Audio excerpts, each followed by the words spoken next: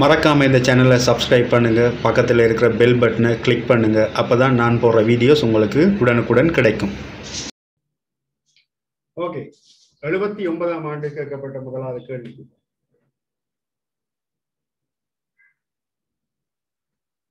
எண் மீடிரனுடைய இசைக்கவை ஒன்று D இழுவைக்கு உட்படுத்தப்பட்டதும் L நீளமுடையதுமான சுரமானி கம்பி ஒன்றில் அடிப்படை சுரத்துடன் பரிவில் உள்ளது. 2n மீடிரனுடைய இசைக்கவை ஒன்றுடன் பரிவில் இருக்கும் 2t இழுவைக்கு உட்படுத்தப்பட்ட அதே கம்பியின் நீளம் யாதா இருத்தல் வேண்டும் என்று சொல்லி கேட்கிறார். ஆரம்பத்துல n மீடிரனுடைய இசைக்கவையோட டி இழுவைக்கு உட்படுத்தப்பட்ட எல் நீளமுடைய சுரமானி கம்பி ஒன்றின் அடிப்படை சுரம் என்று சொல்லியிருக்கிறாங்க. அடுத்தது 2n மீடிரனுடைய இசைக்கவை ஒன்றோட பரிவில இருக்கிற 2t இழுவைக்கு உட்படுத்தப்பட்ட அதே கம்பியின் நீளம் யாதாக இருக்க வேண்டும் என்று சொல்லி கேட்கிறாங்க. அப்ப இதுல எங்களுக்கு அடிப்படை சுரத்துக்கான தொடர்பு f சமன் 1/2L √T/n தான் என்னது சமன்பாடு. முதலாவது n என்ற மீடிரனோட பரிவில் இருக்கிற நேரம் எங்களுக்கு இழுவை T/n. இங்க அதே கம்பி என்று சொல்லப்பட்டிருக்காத அலகு நிலத்திலும் மாறாமத்தான் இருக்கும்.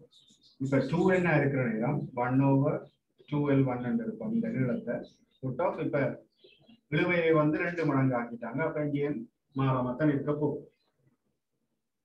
2n மீடிரனுடைய இசைக்கவை ஒன்று பரிவில் இருக்கும் 2t இழுவைக்கு உட்படுத்தப்பட்டது அதே கம்பி என்று சொல்றாங்க. இந்த L1 தான் கண்டுபிடிக்கணும். சோ L1 கண்டுபிடிக்கணும் என்றால் இந்த ரெண்டு சமன்பாடையும் பிரிப்போம்.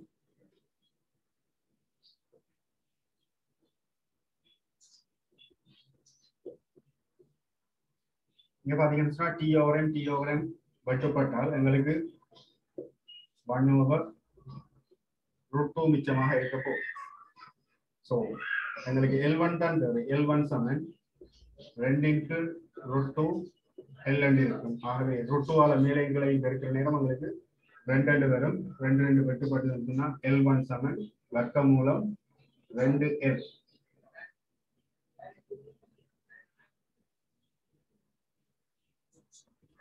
அதுல விடைய பாத்தீங்கன்னு சொன்னால் 5வது விடை.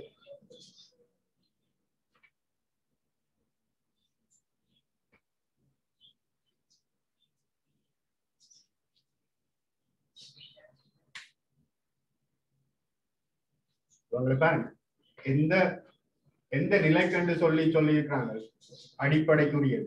அடிப்படை சுரத்துக்குரியது எங்களுக்கு தொடர்பு தெரியும். f சமன் 1/2L வர்க்கமூலம் T/n. இதை நீங்க ஞாபகம் வச்சிருக்கலாம்.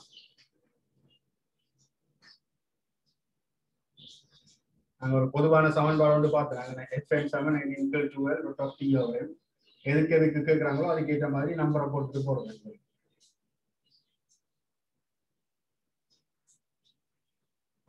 அடுத்தது 80ஆம் ஆண்டு வந்த கேள்வி. 80ஆம் ஆண்டு வந்த கேள்வியை பாரு.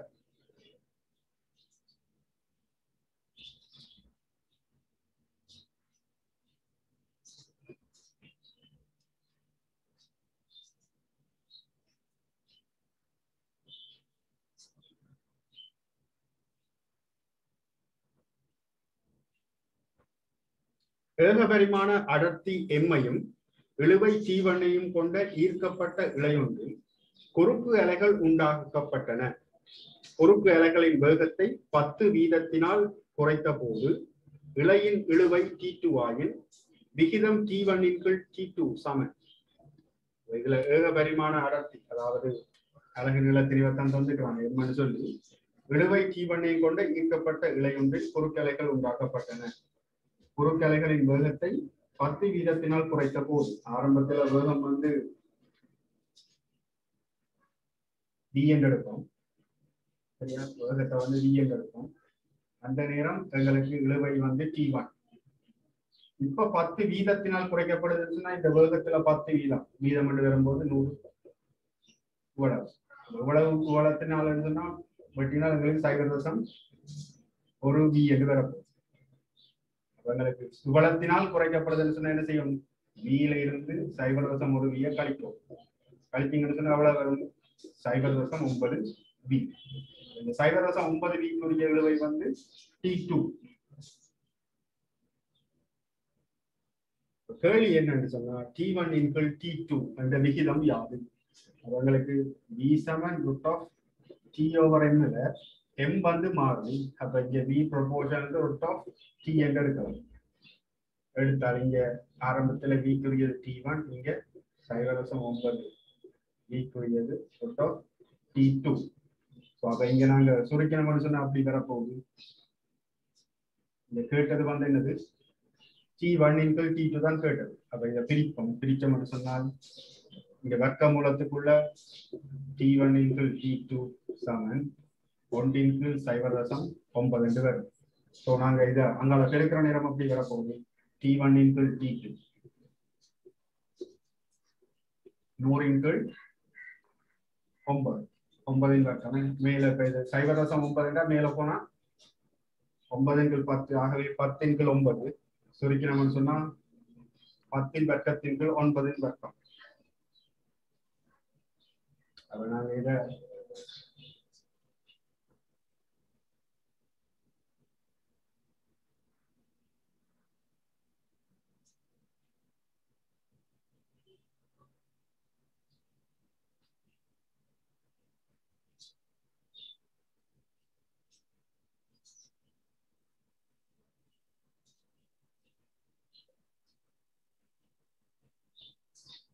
பத்தின்கள் 9 என்றால் முழுவதில் வர்க்கம் அப்ப இங்க இதை மேலே கீழே 10ஆல வரைக்கும்னா 100 × 90 வர்க்கம். ஸோ 100 × 90 வர்க்கம் என்று பாத்தீங்கன்னா ரெண்டாவது ஆன்சர். உங்களை குழப்பறதுக்காக என்ன, இங்க 10 × 9 இருக்கு. ஆனா விடையில பாத்தீங்கன்னு சொன்னா அப்படி விடை இல்லை. 100 × 90 இருக்கு. அப்ப என்ன செய்யலாம்? இந்த பிரக்கெட்டுக்குள்ள மேலே கீழையும் 10ஆல பெருக்கி விட்டோம்னு சொன்னால் இவ்வாறு வரும்.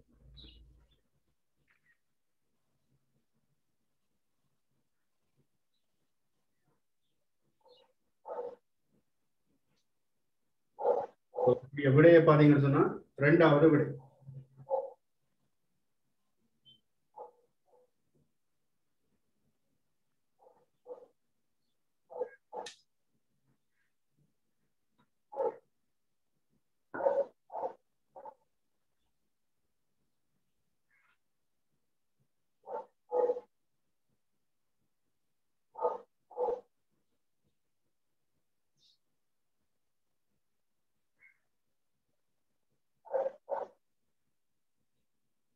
அடுத்தது 81ஆம் ஆண்டு வந்த கேள்வி. 1 மீட்டர் நீளமும் ஈர்த்த கம்பியொன்றினுடைய குறுக்கு அதிர்வினது அடிப்படை ஆகாரத்தின் நீளிரன் 256 ஹெர்ட்ஸும் ஆகும். அதே இழுவையில் அக்கம்பியின் நீளத்தை 0.4 மீட்டராக குறைக்கும் போது அடிப்படை மீடிரன் யாதுன்னு சொல்லி கேட்கிறாங்க.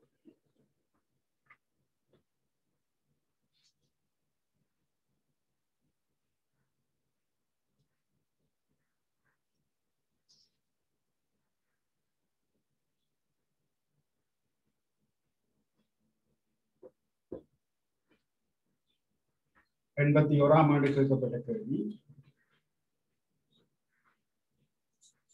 1 மீட்டர் நீளமுள்ள ஈர்த்த கம்பியொன்றினுடைய குறுக்கு அதிர்வினது அடிப்படை ஆகாரத்தின் வீடு. இதுல நாங்கள் எப்படி எழுதலாம்? F proportional to 1/L இருக்கலாம். ஏனென்று சொன்னால் இதுல பாருங்க, அதே இழுவையில் அக்கம்பியின் நீளத்தை வந்து மாற்றுறாங்க. அப்ப இங்க எங்களுக்கு 1/2L root of T over M ல T மாறாது, M மாறாது. அந்த ரெண்டும் ஒரு இலக்கம் தானே. ஆகவே நாங்க MCQ என்றால எப்படி இந்த தொடர்புகளை எடுக்கலாம். F proportional to 1/L. இதுக்குரிய மீடியன் எங்களுக்கு தரப்பட்டிருக்கு 256. இங்க 1 மீட்டர். அடுத்தது 0.4 மீட்டராக குறைக்கும் போது அடிப்படை மதிப்பு F1 என்று போடுவோம். 0.4.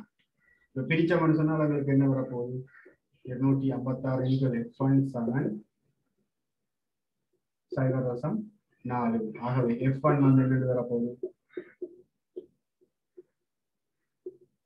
624 4 16. ஸோ 640 ஹெர்ட்ஸ் என்று வரும் 5வது விடை.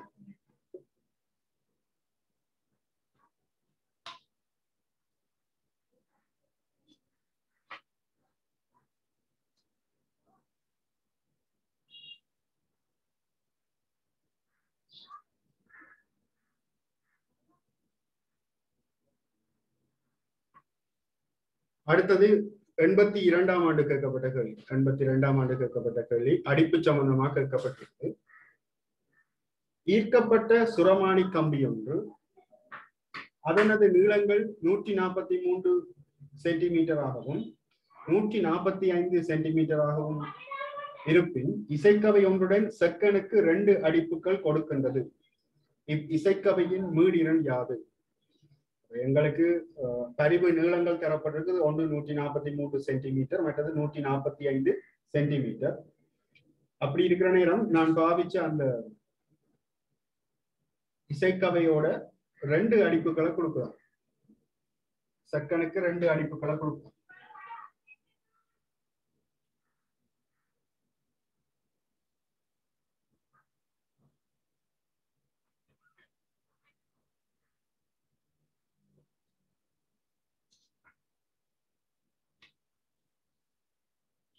இதுல பாருங்க, ஒன்று வந்து 143 சென்டிமீட்டர், மற்றது 145 சென்டிமீட்டர். இதுல பரிவு நீளம் குறைஞ்சால் யாருன்னு பாத்தீங்கன்னா 143 சென்டிமீட்டர். அப்ப இதுல இவரினுடைய மீடிரன் தான் பெருசாக இருக்க போகுது. இந்த 145 சென்டிமீட்டருக்கு கிடைக்கப்பெற்ற மீடிரனிலும் பார்க்க ஏன்னு சொன்னா கூடிய மீடிரனுக்கு தான் குறைஞ்ச பரிவு நீளம் கிடைக்கும் என்று பார்த்தேன். சரி, அப்ப கூடிய மீடிரனுக்கு தான் குறைஞ்ச பரிவு நீளம். நான் பாவிச்ச இசைக்கவை வந்து F என்ற மீடிரனை கொண்டிருந்தால் இங்க எனக்கு அடிப்பு வந்து செக்கனுக்கு 2 அடிப்புகள் கேட்குதுன்னு சொல்லி சொல்றாங்க. அப்ப எங்களுக்கு இந்த F1க்காக இருக்கக்கூடியது பாத்தீங்கன்னு சொன்னா என்னன்னு சொன்னால் F1 ஆனது F சக 2ஆக இருந்திருக்கும். F2 ஆனது F சய 2ஆக இருந்திருக்கும். சரியா? அடிப்பு மீடிரன் ஆனது இவ்வாறு இருந்திருக்கும். ஒன்று வந்து மீடிரன் கூடினது என்று பாத்தீங்கன்னா F+2, இங்க F-2. இந்த 2 மீடிரன்களுக்குமான வித்தியாசம் என்று பாத்தீங்கன்னா 2 இருக்கும். இதுல இருந்து இதை கழிச்சா 2 வரணும், இதுல இருந்து இதை கழிச்சா எங்களுக்கு 2 வரணும். சரியா? அப்ப இப்ப பாத்தீங்கன்னு சொன்னால் இந்த நான் பாவிச்ச இசைக்கவையினுடைய மீடிரனை வந்து நான் F1 எடுக்கிறேன். இந்த தொடர்பு வந்து பார்வர் F1 வந்து F சக 2ஆ இருக்கணும், F2 வந்து F சய 2ஆக இருக்கணும். ஆகவே இதன்படி நாங்க பரிவு நீளத்துக்கான தொடர்பு எடுத்தோம்னு சொன்னா F நேர்மாறு விகித சமன் 1/L. இந்த தொடர்பை நேரடியாக பாய்க்கும். F சக 2 நேர்மாறு விகித சமன் 143. அதே மாதிரி F சய 2 நேர்மாறு விகித சமன் 1/145. இப்ப பிரிப்போம். பிரிச்சு விட்டோம்னு சொன்னா F சக 2 கீழ் F சய 2 அது சமன் 145 கீழ் 143 வரப்போகுது. ஸோ இதை நாங்கள் சுருக்கினோம்னு சொன்னால் இங்க 143 F சக 2 மடங்கு 143 அது சமன் 145 F சய 2 மடங்கு 145. இங்க 145 Fல இருந்து 143 F போனா 2 F அது சமன் இது வந்து இங்க கூட்டுப்பட போது 2 பொது எடுத்தால் 143 சக 145. 2 பக்கம் 2 விடுத்து வெட்டுப்பற்றும் 5 3 மட்டு 4 4 மட்டு 288 ஹெர்ட்ஸ் என்று வரப்போது நான் பாவிச்ச இந்த இசைக்கவையினுடைய மீடிரன்.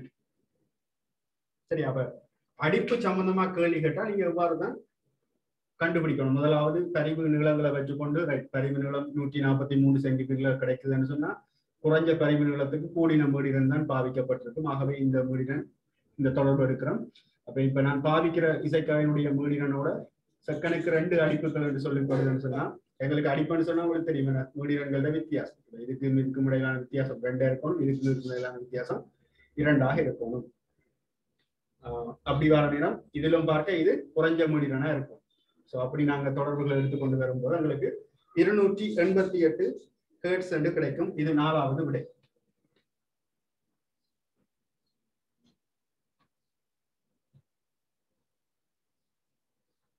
அதுல உங்களுக்கு தரவொன்று தந்திருக்கு என்னன்னு சொன்னால், இந்த இசைக்கவியை பாவிக்கிற நேரம் இதுக்குரிய மீடியன்களோட செகண்டுக்கு 2 அடிப்புகள் என்று சொல்லி சொல்றாங்க. பாருங்க, தரவு தரப்பட்டது.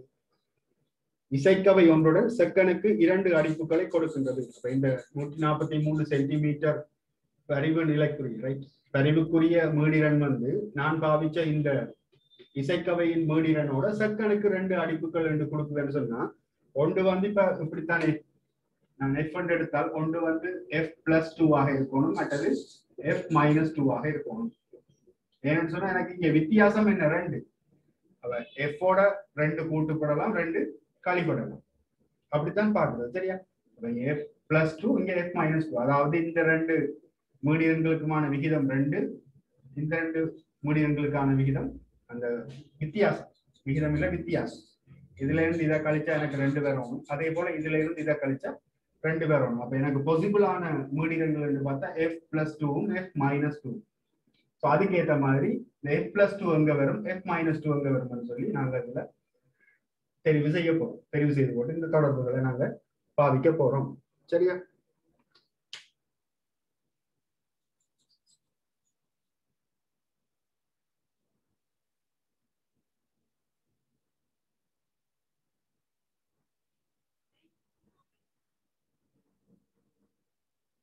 நாங்க அடிப்புகள் படிக்கிற நேரம் பார்த்த நாங்கள் என்ன மீடியன்களுக்கான வித்தியாசம் தான் அந்த அடிப்பு சொல்லுவோம். அப்ப இங்க தந்த தரவை வச்சுக்கொண்டு நாங்க அந்த தரவுல இருந்து அந்த கணக்கு செய்யக்கூடிய மாதிரி இருக்கும். ஸோ கிரிதரனுக்கு விளங்கிட்டா இப்ப அடிப்பு போட்டது.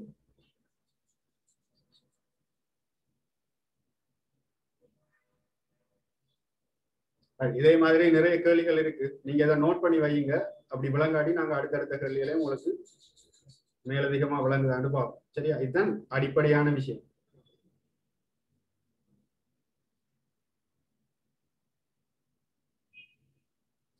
அடுத்தது 83ஆம் ஆண்டு கேள்வியை பாருங்க.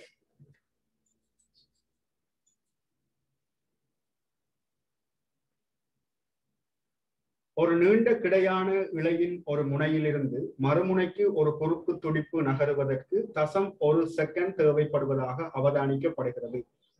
இவ்விழையை கப்பியொன்றின் மேல் செலுத்தி 100 மடங்கு இழையின் திணிவை கொண்டுள்ள நிறையொன்றுக்கு இணைப்பதன் மூலம் இழையில் உள்ள இழுவை தொடுக்கப்பட்டிருக்கிறது. இவ்விழையின் நீளம் என்ன? இழையினதும் நிலைக்குத்து துண்டின் நீளம் புறக்கணிக்கத்தக்கது என எடுத்துக்கொள்க என்று சொல்லி சொல்றாங்க. அப்போ ஒரு இழைய பாதிக்கப்படும் அந்த இழையில ஒரு முனையிலிருந்து மற்ற முனைக்கு ஒரு துடிப்பு போறதுக்கு எடுக்கிற நேரம் என்று பாத்தீங்கன்னு சொன்னா 0.1 செகண்ட் என்று சொல்லி சொல்றாங்க. அதே மாதிரி இழையினுடைய திணிவினுடைய 100 மடங்கு திணிவு அந்த இழையில ஒரு முனையில கட்டி தொங்க விட்டுட்டாங்க. தொங்க விட்டு அந்த இழைய வந்து இழுவைக்கு உட்படுத்துறாங்க.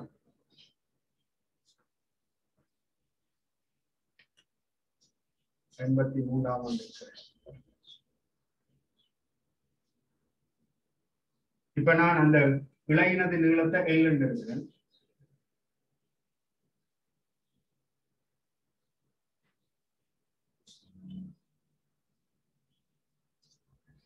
இந்த L நீளமான இந்த இழையினுடைய திணிவு நான் கேபிட்டல் M என்று எடுத்தால் 100 மடங்கு திணிவில கட்டப்படும். இழுவை 100 mg. இந்த L நீளமான இழையினுடைய திணிவு M என்று சொன்னால் ஓரலகு நீளத்துக்கானது, அதாவது அலகு நீள திணிவு ஸ்மால் M என்று எடுத்தோம்னு சொன்னா என்ன வர போகும்? கேபிட்டல் M இன் கீழ் L என்று வரும். சரியா? அலகு நீள திணிவு.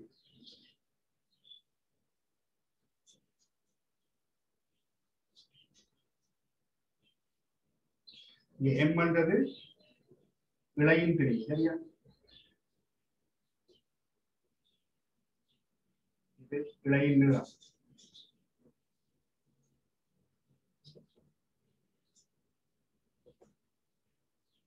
இப்ப எங்களுக்கு துடிப்பு வந்து இந்த முனையிலிருந்து இந்த முனைக்கு போறதுக்கு 0.1 செகண்ட் எடுத்தா இந்த இழையில அலையினுடைய வேகத்தை கண்டுபிடிக்கலாம்.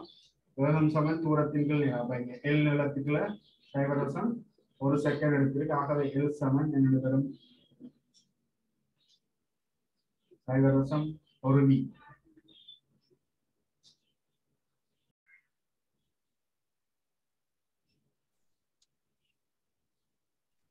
இப்ப இழையினுடைய நீளம் எனக்கு தெரியும். இந்த முனையிலிருந்து இந்த முனைக்கு அந்த துடிப்பு போறதுக்கு எடுத்த நேரம் 0.1 செகண்ட் எடுக்கிறப்ப.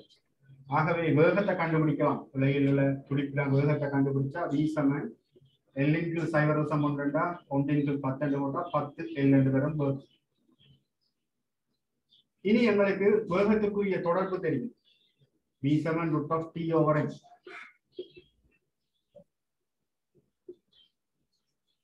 வி வந்து 10L, இழையில உள்ள இழுவை என்று பார்த்தால் 100 mg.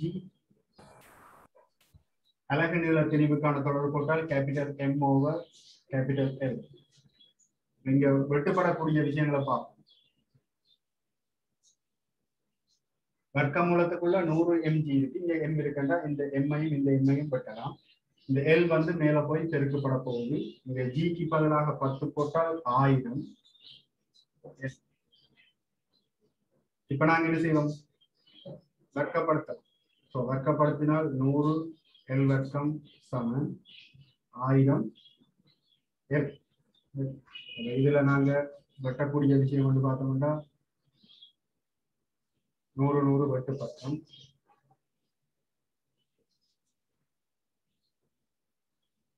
எல்லாம் பொது எடுத்தா L ஸ்கொயர் 10 சமன் 0. அப்ப இந்த L வந்து not equal to 0. ஆகவே L சமன் 10 மீட்டராக இருக்கும்.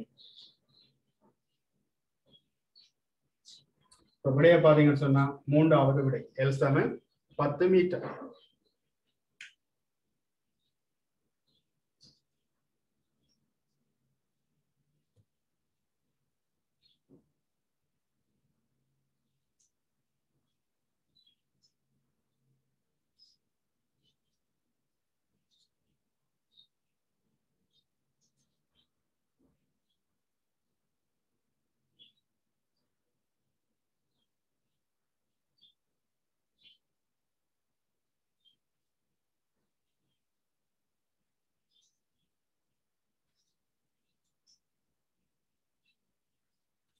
சரி, அடுத்த கேள்வியை பாருங்க.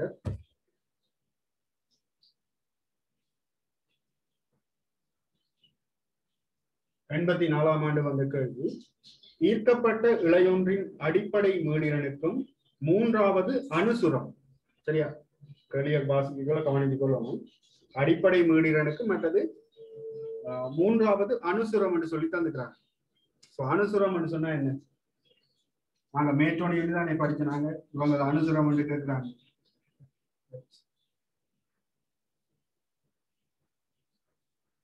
அணுசுரம், இசைச்சுரம் என்றெல்லாம் கேள்வி கேட்பாங்க.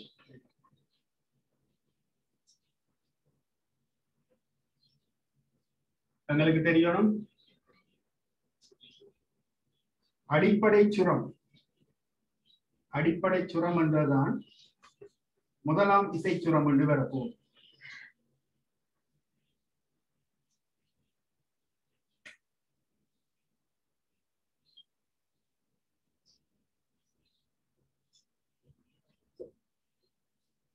இதுதான் அடிப்படை சுரம், முதலாம் இசைச்சுரம்.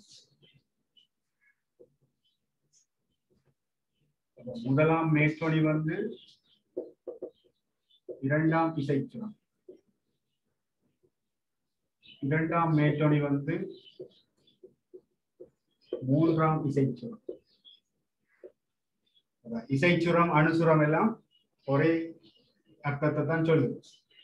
அடிப்படை சுரத்துக்கானது F0 மீடியன் F0 என்றால் முதலாம் மேற்கொணிக்குரியது 2F0, இரண்டாம் மேற்கொணிக்குரியது 3F0 என்று சொல்லி நாங்க இந்த தொடர்பு பார்த்துனாங்க.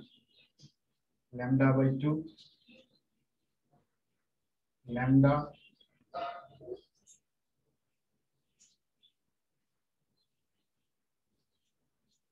இவ்வாறு வந்தது. அடிப்படை சுரம் முதலாம் மேற்றொலி இரண்டாம் மேற்றொலி. அப்ப இதுதான் முதலாம் இசைச்சுரம், இரண்டாம் இசைச்சுரம், மூன்றாம் இசைச்சுரமாக வரப்போகுது. அப்ப இதுல எனக்கு கேட்ட கேள்வியை பாருங்க. அடிப்படை மீடியனுக்கும் மூன்றாவது அணுசுர சுரத்தின் மீடியனுக்கும் உள்ள வித்தியாசம் 400 ஹெர்ட்ஸ். அப்ப நாங்க இத F1 எடுப்போம்.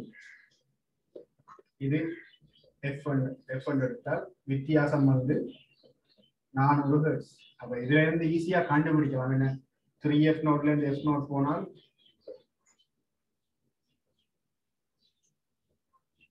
2F0.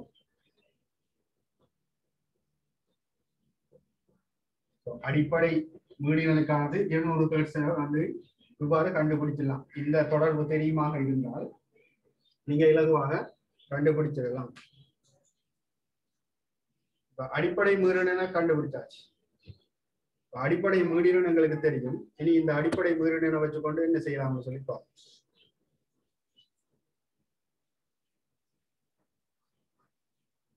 தசம் 5 மீட்டர் நீளமுள்ள இவ்விழை 400 நியூட்டனுக்கு இழுவைக்கு உட்படுத்தப்பட்டிருப்பின் இழையின் ஓரலகு நீளத்தின் திணிவு ஸ்மால் மட்டும் கேட்கிறாங்க.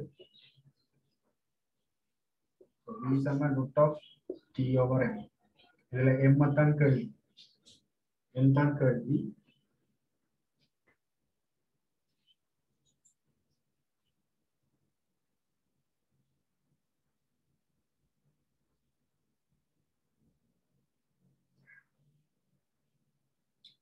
இப்ப எனக்கு அடிப்படை மீடியனை கண்டுபிடிச்சுன்னு சொன்னால் அடிப்படை மீடியனுக்குரிய தொடர்பு F0 சமன் 1 × 2L √T/n. இதுல பாவிக்கலாமான்னு பார்ப்போம். இங்க 200 ஹெர்ட்ஸ் வரப்போகுது. 1 × 2 தர இழையினுடைய நீளம் தரப்பட்டிருக்குது 0.5. இழுவை 400 நியூட்டன். எம்ம கண்டுபிடிப்போம். 2 10. அப்ப இங்க பாத்தீங்கன்னா 200 வர்க்கம் சமன் 400 × m இருக்க போகுது. ஆகவே m வந்து என்ன வரும்? இந்த ஒரு 2 இருக்குதானே. அப்ப இங்க 2 என்றால் 2 தர 200 இங்க 400 வரும். ஆகவே m வந்து 400 × 400 வர்க்கம் 1 × 400. ஸோ சுருக்கி நம்ம சொன்னால எங்களுக்கு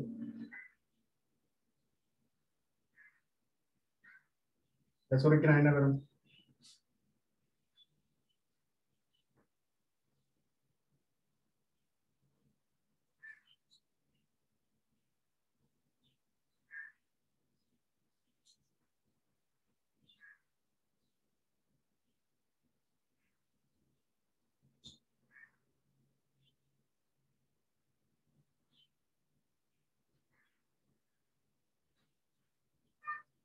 சாரி, ஏற்கனவே இங்க 2 தர சைவர் சமயம் 1 வந்துட்டு. அப்ப இங்க 200 வர்க்கம்.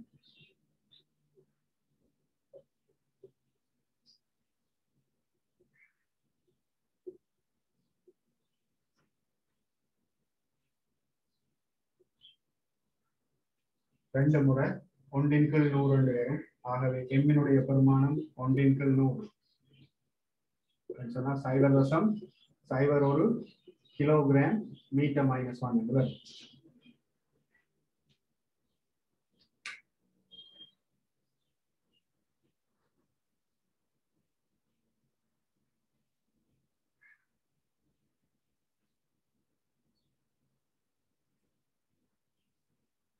சுருக்கல வழியா கவனிங்க. இங்க 2 தர 0.5 என்றால் இது பெருக்கும் போது 1 வந்துடும்.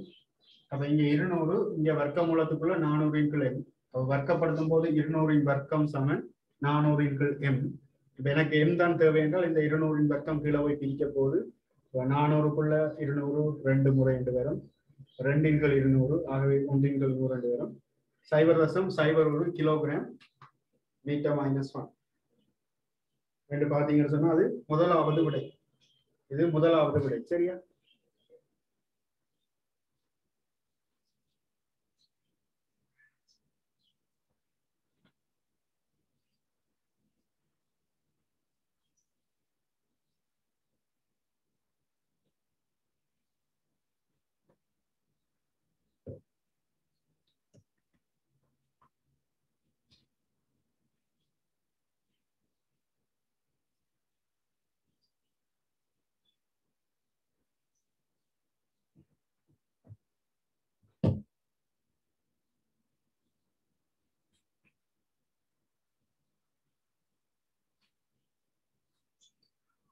ஓகே, அடுத்த கேள்வி.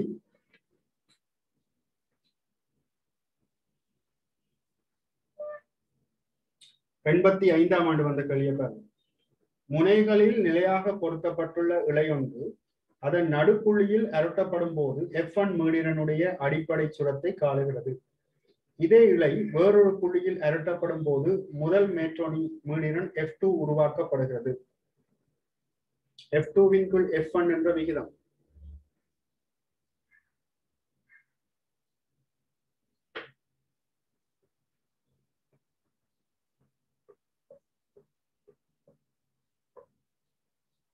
இது உங்களுக்கு தியரி ஞாபகம் இருந்தா இது மனசாலேயே செய்யலாம். இதுக்கு கணக்கு எழுதுறது எல்லாம் தேவை.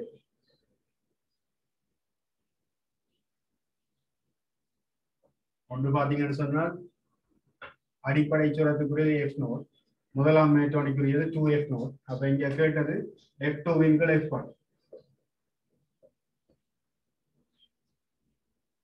சொன்னா எனக்கு விடை 2 வரும்.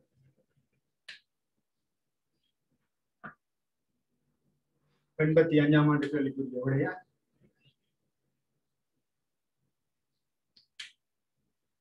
ஒன்று வந்து நடுப்புள்ளியில அரட்டுறாங்களா, நடுப்புள்ளியில அரட்டுற நேரம் எனக்கு அடிப்படை சுரத்துக்கானது இப்படி வரும். மற்றது வேறொரு புள்ளியில அரட்டுற நேரம் உங்களுக்கு முதலாம் மேற்றோனிக்குரியது இவ்வாறு வரும். இப்ப இதுல இன்னொரு விஷயம் என்னென்றால் நடுப்புள்ளியில அரட்டுற நேரம் உங்களுக்கு அடிப்படை சுரம் இப்படி வந்து இதே இது இந்த இலையினுடைய நடுப்புள்ளியில நடுப்பகுதியில பிடிச்சு கொண்டு 4 பகுதியில நாங்க அரட்டினோம்னு சொன்னா எங்களுக்கு அடுத்ததாக வரப்போறது வந்து இப்படி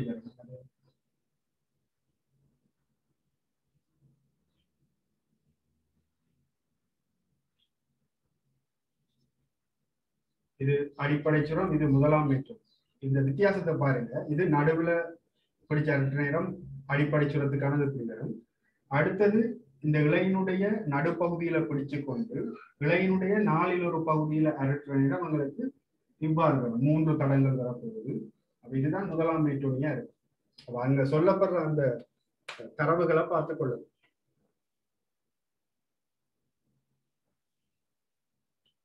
எனக்கு இதுக்குரிய விடை என்று பார்த்தோம்னா விடை 2ஆக அமையும்.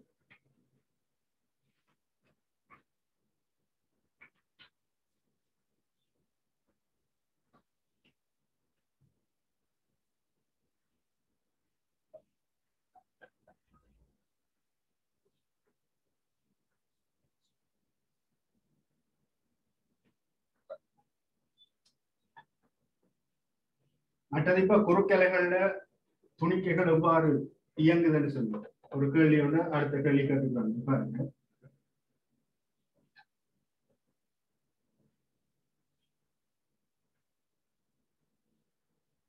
எண்பத்தி ஐந்தாம் ஆண்டு கேட்கப்பட்ட கேள்வி. இவ்வாறு ஒரு அலை வடிவம் தந்துக்கலாம். அலை வடிவம் தந்துட்டு இது A, இது B, இது C. இந்த அலை வந்து முன்னோக்கி இவ்வாறு நகர நேரம் இந்த ABC என்ற புள்ளிகள்ல இருக்கிற துணிக்கைகளுடைய திசையை கண்டுபிடிக்க சொல்லி கேட்கிறாங்க. அப்ப இதுல இந்த அலை முன்னோக்கி நகர்வு என்று சொன்னா இவர பாதையை பாத்தீங்கன்னு சொன்னா இப்படித்தான் வரப்போகுது. முன்னோக்கி நகரப்படுறதுனா இப்படித்தான் நகரப்படும். முன்னோக்கி நகரப்படுறதுனால இப்படித்தான் நகரப்படும். அப்ப இதுல இருக்கிற ஒவ்வொரு துணிக்கைகளும் என்ன செய்ய போகுது, இவ இங்க இருந்தால இப்படி வருதுன்றால் அந்த பாதையை கண்டுபிடிக்கிறது இப்படித்தான்.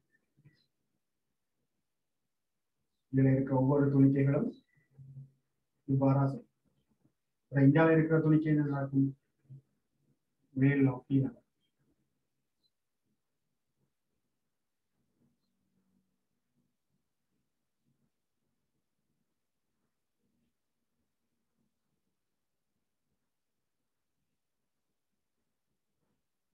இந்தியாவில் இருக்கிறது கீழ் நோக்கி நகரப்போகுது.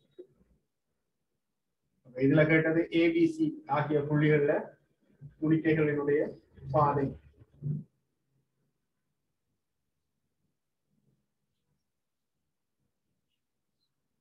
ஏல பாத்தீங்கன்னு சொன்னால் எங்களுக்கு கீழ் நோக்கி ஏ என்ற புள்ளியில கீழ் நோக்கி, பி என்ற புள்ளியில மேல் நோக்கி, சி என்ற புள்ளியில கீழ் நோக்கி.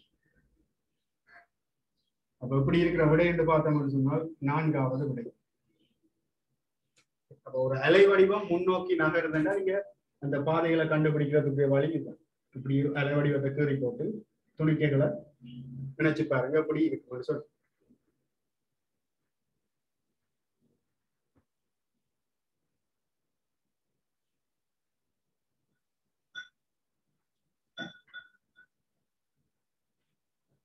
அடுத்தது 86ஆம் ஆண்டு.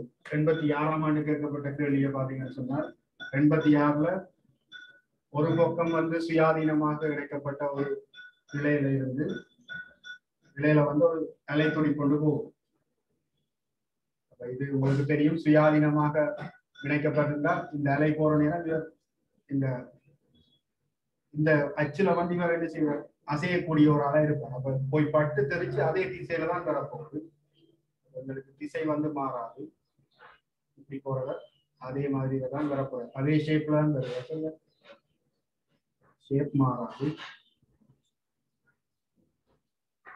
போய் பட்டு தெரிச்சவர் எங்களுக்கு இப்படி வருது. ஸோ அப்படி இருக்கிற விடை என்று பாருங்க. விடை என்று பாத்தீங்கன்னு சொன்னால் எங்களுக்கு அதே வீச்சம் இருக்கும். இது என்ன வீச்சம் இருந்ததோ அதே வீச்சம் தான் இங்கேயும் இருக்கும். இப்போ இதுல நாங்க நிறைய அனிமேஷன் எல்லாம் பார்த்துனாங்க. சரியா, என்ன வீச்சம் இருந்ததோ அதே வீச்சத்தோட தான் தரணும். அப்படின்னு பார்த்தா முதலாவது விடை.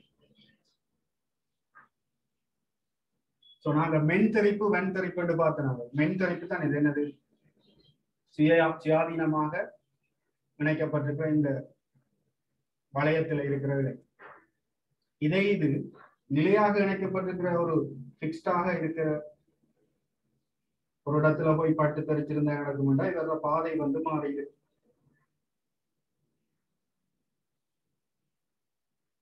அவத்தை வந்து மாறிடு. இது வந்து வெண்தறி, ரைட்? நிலையாக கட்டப்பட்டிருக்கிற புள்ளியில போய் தெரிப்படைஞ்சா எனக்கு போய் அவத்தை மாறி வரும்.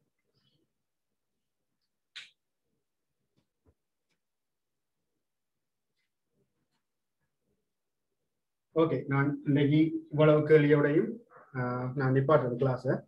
நாங்கள் மிச்ச கேள்விகளை நாளைக்கு பார்ப்போம். நீங்களும் செய்து பாருங்க வீட்டை மிச்ச கேள்விகள்.